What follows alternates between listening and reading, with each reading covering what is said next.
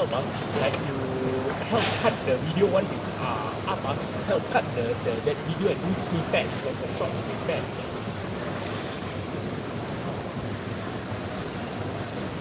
Start. Okay, wait, 3, 2, 1. Okay, you're live here. Good morning, Singapore. I'm Lim Tian of PAR. Together with me is Hui Hui. We are at the Woodley Hawker Center today, and we came here to do outreach. And I know it is pretty soon after the elections, but we are already hard at work. And the work never stops. And I want to make an appeal right at the beginning of this live video session for more people to come and join PAR. We are a very serious political alliance. We are not going to go away just because we did not win any seats in the last election. I hope that by the next election, and this is our aim, we will have an army of volunteers and members. And we are going to expand our reach. All right?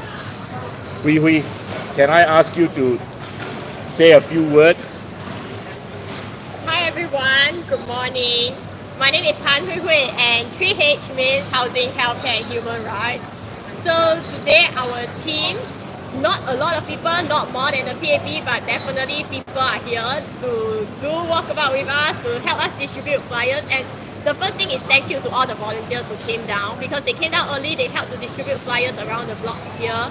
And there are also people who sponsor us gifts, which is why we were able to give the gifts to the parents, families and children today. So today we are here because we are at the hawker center, and at hawker center the topic is none other than rental. Why is it that the Singapore government, inside the parliament, they say that rental does not affect food prices, but when we are over here, all of them told us that their food prices are expensive and increasing now, which is driving away customers because mainly of rental. Shouldn't this be a topic to be debated in Singapore Parliament? Yeah, Hui Hui has brought up, what I consider one of the most important issues facing our nation. All right, let me say this. In PAR, we do not like to talk about political theories. All right, and I know we are in a democracy, but you find that I actually do not spend a lot of time talking about democratic ideals or whatever. All right, we are concerned with the issues that face Singaporeans every day. And one of the most pressing concerns now is food inflation. All right? Amy Khor said in Parliament, rental is not a real factor in the food prices. Everybody laughed at her. Everybody knew how silly that was. And when you go around to these hawkers here, they will tell you this is the most critical factor in their lives. Another person said on Facebook, I think it was last week, this fella is a real PAP supporter. He says, it does not matter if F&Bs close down because there is such a thing as experience in the industry. And people who are experienced will know how to manage, rental increases. I say total rubbish. You go and look around, not just in hawker centers, but in malls today. The F&B outlets that are closing, they include big international chains like Japanese ramen chains are closing down. Why? Because they are unprofitable given the cost in Singapore. So don't come and give me that crap that the small ones are being driven out and the big boys know how to survive in this industry. Rubbish. All right? And I say this, and I have been an advocate of this for a long time. Rentals have come to such a ridiculous level now. I see no choice but for the government to step in and impose some sort of rental control. Let's start with this hawker center. It is a government-controlled center, all right? There is no reason why the government should not set the example and have a reasonable cap on the rentals. That benefits consumers like you, like me, who have to eat every day. All right? And the government has the responsibility to take the lead. Now, I do not advocate rental controls easily. I think rental controls is a measure of last resort. Okay, you should not crimp the landlord too much, because the theory is that if you crimp the landlord, he then has no incentive to improve his property, and then the property falls into disrepair and all that. But that is not the case in Singapore. In Singapore, the case is that landlords are getting greedier and greedier by the day. I'm sorry to have to use the word, but we have become the classic rentier economy, where people buy properties, they sit back, they think, oh wow, they maybe learned this from Kiyosaki or some other authors, they like the term passive income, but this has gone too far. As a result, entrepreneurship, small businesses, young people with dreams of starting their business are being slaughtered, killed on the business battlefield. So those are my points. Hui Hui, over to you. Good morning, everyone. 大家早上好。所以我们现在呢正在走我们的家访之类，早上我们就已经出去了。然后很多居民就跟我们讲说，这里的食物非常贵，因为这个地方呢是一个刚刚新装修的地方，租金很昂贵，所以食物才导致很贵。然后这些人他们在这里做工，他们在这里做小贩，他们也说了。他们的东西卖得很贵，他们自己也不想，因为卖贵了，人家就不要跟他们买，他们生意也是很难做。所以为什么食物会这样贵？是因为租金很高，而租金是政府控制的。这个课题，这个是一个政治政策的问题，所以应该是在国会里面被辩论的课题。可是因为没有反对党在新加坡的国会里面提出这种租金很昂贵的问题，结果人民行动党就执政了几乎要70年，他们就很贪心、厚颜无耻的一直增加我们的租金，而这是不对的。Good morning, everyone who have just joined our live. So now we are taking a break, which is why we are filming this live video. Later on, we will be going down to do walkabout in all our different constituencies, including at Tanjong Pagar GRC. So the topic that is next that we have already talked to residents that they have brought up is that why is it at HDB downstairs, those kind of first floor, ground floor rental, a medical institute, a clinic that is supposed to cater to the needs of residents has a rental of more than $50,000. Does it mean, first, a lot of residents needs to fall ill in order for this particular doctor, this particular clinic to break even? And another thing, are they trying to say that actually Singaporeans are very healthy? The propaganda to keep fit, keep healthy is working well. And therefore, they just need a few people to fall ill. And because they are going to earn profit from these few people, therefore a clinic can survive with a rental of more than $50,000. Hui Hui has brought up a very important point about the rental of that clinic in Tampines. That rental is over $52,000. You think of the number of patients they have to see a day just to break even as far as rental is concerned. Now, a lot of people find that sort of rental unconscionable. I know that it was voluntary. The person actually went to bid, he thought that this rental is okay. Well, he's making a business decision, all right? But I fail to see how, if this trend continues, it is not going to translate into higher medical costs down the road for our people. Yeah. Others have weighed in, others have said, who have weighed in, they have said it's okay, blah, blah, blah, a lot of other reasons. If I'm the government, I'm telling you, I will not allow it. Okay? I will say, you may think that you have got great business sense, you may think that you have got great footfall, whatever. I am not going to allow a clinic to have a rental of $52,000. And you may say that there are certain standard charges. Well, I want to keep those standard charges. I do not want them to increase. And I see any increase in rental as a one-way street towards pushing up medical costs in future. And my friends, we brought up another important issue. Is it that, Singaporeans are so healthy that we do not have to turn to medical services a lot? I doubt so. You know, we are not the country with the longest living age. I think that is Japan. No, it is Monaco. Monaco has an average lifespan of 87 years. Singapore, 84 years, together with a host of other countries. But you know what is shocking in Singapore? We have, to me, one of the lowest ratio of hospital beds to population in the developed world. I think it is something like 2.8 hospital beds to every 1,000 of our population. You compare that with Japan, with Korea. I think Japan has something like 14 or 15 beds per 1,000 of their population. Korea is not far behind, about 13. And then even China, with a population of 1.4 billion, has about 6 or 7 hospital beds per 1,000 of the population.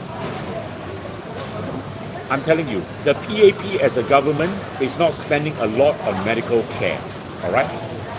In fact, what they get by way of inflow every year through your MediSave and all that, basically is balanced out by the outflows. I think in the last couple of years, the outflows have increased slightly. But virtually, it is a government which hardly spends any of its own money on medical care. You are paying for medical care every single day. Remember that. And you think about that when you realize that now there is a clinic in Tampines with a rental of nearly $53,000 a month. Hi everyone, welcome to those who have just joined us on our live. So what was just being mentioned is about how Singapore now has a clinic of a rental that is more than $50,000. 所以我们刚才讨论的就是讲说，新加坡现在有诊疗所，他们一个月的那个租金是超过5万块，50千。那这样高的租金，他们要看多少病人才可以赚起这笔钱？而且是在公共主屋底层1楼的这种租金。如果是公共主屋，这些是为了人民而开的，那要多少人生病？很多人吗？如果不是很多人，是不是讲说1、2个人去看病，他的利润就要很高，他才可以赚回，或者至少拿回他的本钱？还不要紧，新加坡的医院呢，我们也是世界上其中一个最少病床跟人民的。就是讲说每一个国家他们都会讲 ，OK， 我们有100个人，这样我们需要几张病床来为这100个人服务。可是新加坡我们的所谓比例，就是我们所谓 hospital bed ratio， 是世界上其中一个最低的国家。还不要紧，我们的医疗每次政府都说在亏钱，真的有在亏钱吗？ If we take, for example, our Medishield Life premium, in the past 4 years, the Singapore government collected more than $9 billion in Medishield Life premium. But the amount of claim paid is only about $4 billion. So about half the money is considered as reserve, which actually is profit because every single year from a cash flow perspective, they are collecting more money than the claims being paid, and the rest are so-called being put into reserve. 所以我们新加坡人民呢，我们每个月、每年都需要给所谓的 Medishield Life Premium， 而这个 Medishield Life Premium 政府讲说，哦，我们是亏钱的政策，真的是一个亏钱的政策吗？因为去4年里面，他们拿了差不多90亿，而且他们拿了这样多钱，他们给的钱呢，只有差不多1半而已，剩下的1半他们讲我们要收起来给下一代。你讲的是什么下一代？如果因为医药费很贵，人家都不生孩子，根本没有下一代。我们新加坡人已经是绝种了。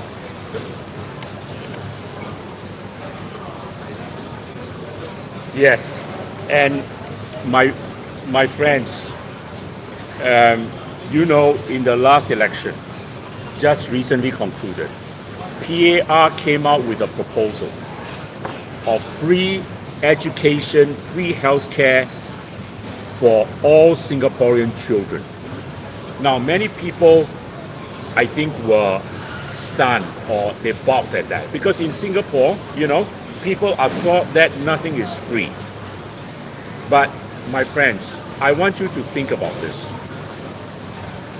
We must change our thinking. Everyone now is complaining about the high cost of living, all right? And let me tell you this, your cost of living is going to go even higher in the coming years. You look at what is happening around the world today. But more importantly, you look at what is happening within Singapore. Inflation is mostly a product of government policies. It is not a product of world events like what Lawrence Wong likes to tell you. Oh, we are an open economy. You know, we are price takers. Inflation is important. That's total nonsense. All right? If Lawrence Wong had not gone down the route of increasing GST twice in 2 consecutive years, he had not increased water, he had not increased electricity, he had not allowed COE to spiral out of, or gone into stratospheric levels, we will not be facing the type of cost inflation we have today. Very much the product of government policies. Now, you do not hear a single proposal from the PAP, not a single proposal of how to bring the cost of living down, do you? What is their solution?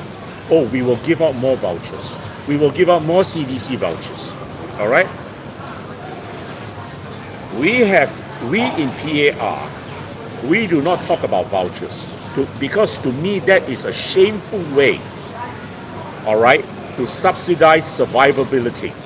To me, CDC vouchers are nothing more than glorified food stamps. You know, in America, government gives out food stamps to the impoverished, the destitute, because they cannot afford food. Yeah? We are interested to bring down your cost of living. And one of the best ways is to bring down the cost of healthcare and education. Yeah, because those are big components in every person's cost of living every day. And we have already explained in the last GE. You can have free education, free healthcare, and that includes every Singaporean without a Singaporean being taxed an extra single cent, because the money is already there with the government. And we have explained how those funds come about. So, my friends, if you look at many other countries, many advanced countries, Norway, Finland, they have free healthcare. The NHS, the National Health Service in England, is their crowning glory. Because to the British, free healthcare, universal healthcare is the hallmark of a true civilization. You can have the Conservatives or the Labour as government. No government ever dares to cut back on the NHS. It has become a way of British life. And we must come to expect that the government will take care of us for our health. No person should ever think that he or she cannot afford to go to the hospital because he or she cannot afford to pay for hospitalization. And you have already been paying so much throughout your working life through MediSave, through all these MediShield premiums and all that. Why are you now having to go to hospital and being told, oh, your MediSave will only cover a certain portion and the rest you got to come out with cash? Why? All right, and I get that question all the time from people I meet. I want Hui Hui, who's very knowledgeable about this, to address even more issues concerning healthcare. 所以刚才我们讨论的课题呢，就是关于新加坡政府，他每次讲说我们没有够钱，我们应该提高我们的消费税，从7%变成8%，变成9%。可是他又讲说，哦，你提高了这个消费税，我们才有办法补助人民，真的吗？因为在7%消费税的时候，我们都有办法把免费的奖学金拿去给外国人。如果我们有办法把我们的钱，我们新加坡人的钱拿给外国人，给他们读奖学金，这样子我们没有办法把这笔钱拿给我们自己本地的新加坡人吗？我们不应该先帮我们自己的本地人，帮助我们新加坡的小孩子，让他们好好的读书吗？ So according to the Singapore government, they say that we don't have enough money. We don't have enough money, so we need to increase the GST 7 to 8 to 9. But is it true? Because at 7% GST, they have the money to give free scholarship to foreigners. If they can give free scholarship to foreigners, surely they can just give it to our own Singaporeans first. Don't they want to take care of our Singaporeans? Don't they want to take care of our Singaporean children, our Singaporean future generation? Why are you giving free scholarship to foreigners when our own Singaporeans are not being taken care of first? 然后他又讲说，我们的东西全部很贵，如果不给外国人的话，我们就会很可怜。新加坡人很可怜，就是因为你把我们的东西、把我们的资源给了外国人，所以人民才生活在水深火热之中。你讲说我们的医药费没有办法给老人，然后变成很多老人现在这群老人在家里很多安乐死，很多死了甚至都没有人知道，等到身体腐烂我们才知道，而且这些是有报道在新闻里面，那些没有报道在新闻的里面又有多少？With the latest data that the government has given, in Ang Mo Kio alone, they launched a new initiative in Ang Mo Kio whereby they want to help elderly. And upon a year like that, it's about 2,000 cases in just Ang Mo Kio alone. Why are they not expanding this to the entire Singapore? Shouldn't this be a policy to be debated inside Singapore Parliament instead of being an initiative for Ang Mo Kio to be bragged about by mainstream media? They claim that they have helped about 2,000 Singaporeans in Ang Mo Kio region. But the thing is, they should be helping the entire Singapore situation. They should be helping all the elderly in Singapore. Why are they just helping 2,000 elderly in Ang Mo Kio and not the whole Singapore situation? And not only that, where are these resources going to come from? Shouldn't this be a policy to be debated in Parliament about how we want to improve the lives of Singaporean elderly and how we want to make sure they have a future generation whereby they can retire in Singapore and not work as cleaners in Singapore? My friends, I just want to add a fact, tell you a fact which you will find astounding, all right? To add on to what Hui Hui has just said. Leong Zihian, PAR's Leong Zihian, has been telling me for some time now. Do you know that currently there is about, I am not very certain of the figures, but I know it is somewhere between 120 to 140 billion dollars in the entire Medisave system. That is how much Singaporeans have contributed by way of Medisave minus what the government has had to spend. You think about it. Even taking the lower range of 120 billion, you have so much money sitting there. And yet the government is telling you, oh, we've got to increase GST so as to take care of our elderly people, take care of their medical needs. Well, what are you doing about the 120 to 140 billion in Medisave sitting there? Right? So in Singapore 政府呢 Okay, welcome to everyone who has just joined us. So the Singapore government has said that they need to take more money, increase our GST to take care of Singapore's health care needs. But the thing is, we already have a lot of money, not just in MediShield Life Premium, but also in our Medisave account, which is a compulsory saving account for our healthcare needs. So why are we not using this money to improve the lives of Singaporeans and to let Singaporeans use it as well? Since you say that Medisave is Singaporeans' money, but can Singaporeans use our Medisave account to pay for our polyclinic treatment? The IBs will say, the internet brigade will say, yes, you can. The truth is, you can't. A lot of things they will say, no, you have to fork out cash. Why are Singaporeans, especially low-income Singaporeans, which is why their money are stuck inside the CPF, they can't even use Medisave to pay for their own healthcare bill? 所以新加坡政府讲说，他们需要提高消费税，才能照顾新加坡人的医疗。可是呢，新加坡的医疗这些呢，不是讲说提高消费税就可以。我们的 Medisave， 我们公积金里面有一个 Medisave， 里面就已经有钱了。然后里面的钱，我们如果去诊疗所、去 polyclinic、去诊所，我们根本不可以用这些钱。我们去看病，他还讲说你要掏现金出来。为什么新加坡人需要掏现金？可是我们里面都已经有钱，你不让我们拿出来用呢？ So, my friends, we are touching on a few very relevant topics as far as your cost of living is concerned. I reiterate again, your cost of living is going to skyrocket under this government, under the newly elected government. All right, you just mark my words. And you know, Singaporeans have made their choice for the next 5 years. You know, I wish the result had been different, but we live by it. This is a democracy. And I think in 5 years' time, you know, I hope that Singaporeans will not be fooled again by all this fear-mongering of the Trump tariffs into a flight of safety to the PAP. Because this was what the last election was all about, right? The PAP fear-mongered. And Singaporeans took fright and fled, supposedly to safety. Now, barely a month after the elections, what have the Trump tariffs amounted to? Nothing. Nothing. All right? So, you know, the PAP won a cheap victory, a hollow victory, but the proof of the eating is going to be in the pudding. And we will see and we will judge how they do in the next 5 years. I think Singaporeans are going to be very disappointed. And in 5 years' time, I have a good feeling that the tables are going to change.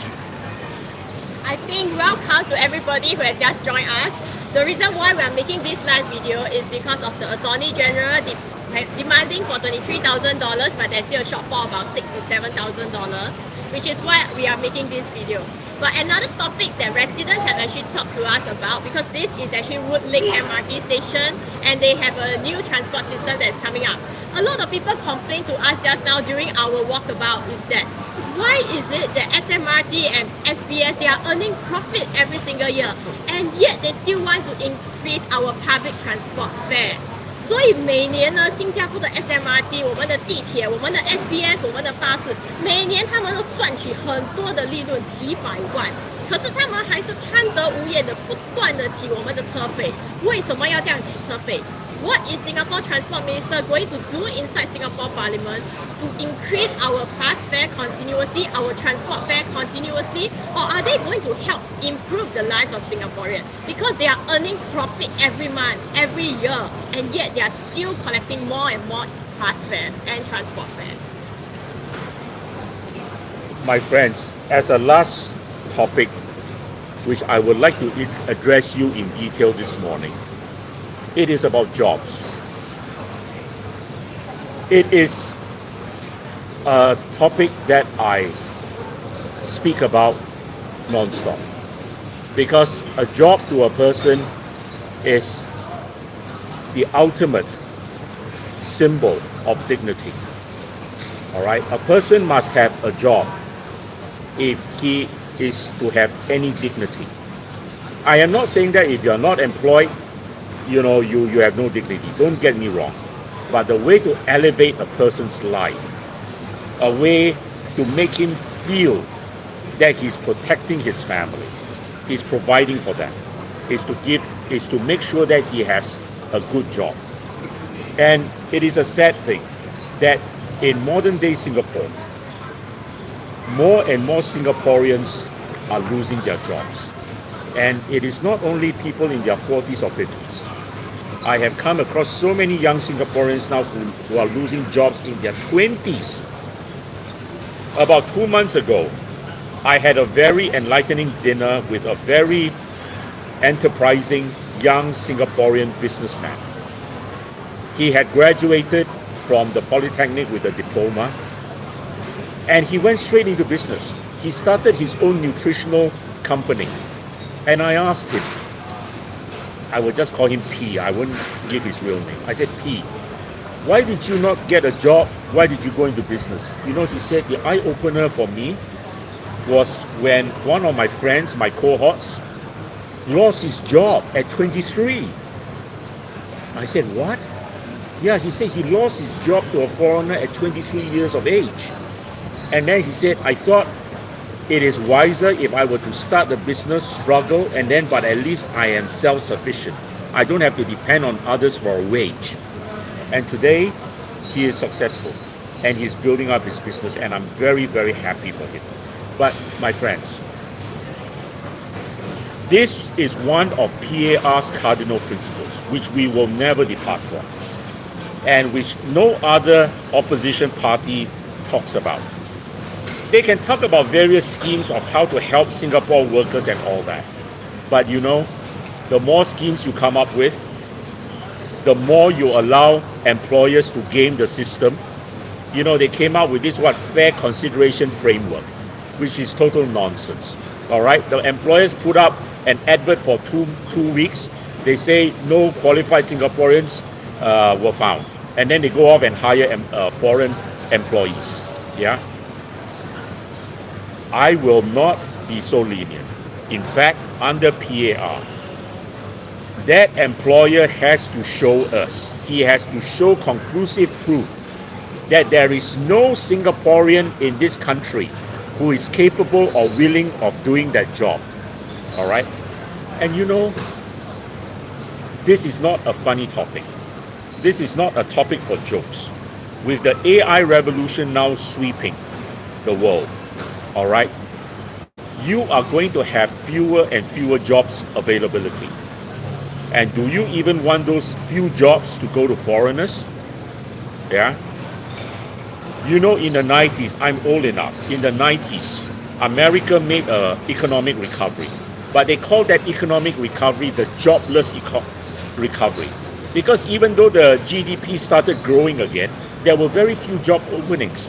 So, my friends, when Lawrence Wong tells you, oh, the GDP grew by 4.4%, don't take him at face value. Ask him, have your real wages grown in real terms? All right? Are there many more jobs for Singaporeans? Are there many more well-paying jobs for Singaporeans? And this is the other thing I want to talk about. You may talk about jobs, but don't come and tell me about low-paying jobs. All right? Those are jobs. They may keep a person going, but what I am interested in are well-paying jobs for Singaporeans. You know, if this trend in Singapore continues, we are going to have a phenomenon known as job polarization. That means you are going to have the very high-paying jobs, and you're going to have the very low-paying menial jobs, and everything in the middle basically disappears. Hilang, you know, the Malays says disappear. All right, and you need that critical middle category, all right, to keep your economy pumping, to keep prosperity going. We are in danger of losing a great many middle class jobs for Singaporeans. Think about that and make sure this government looks after Singaporeans for jobs.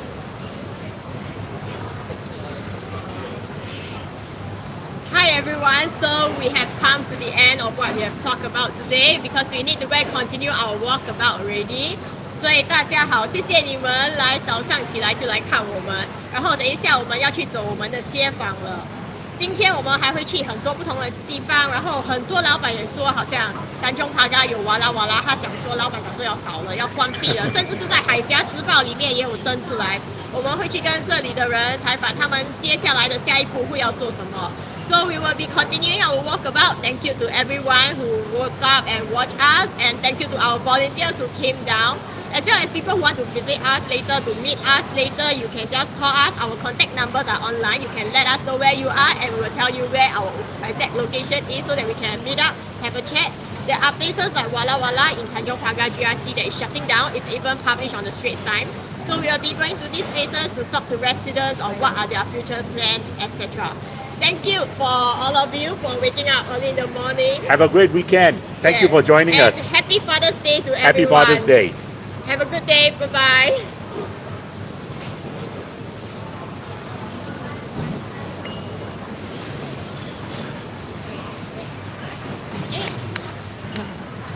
How was that? Half an hour. Half an hour? Huh? Yes, yes.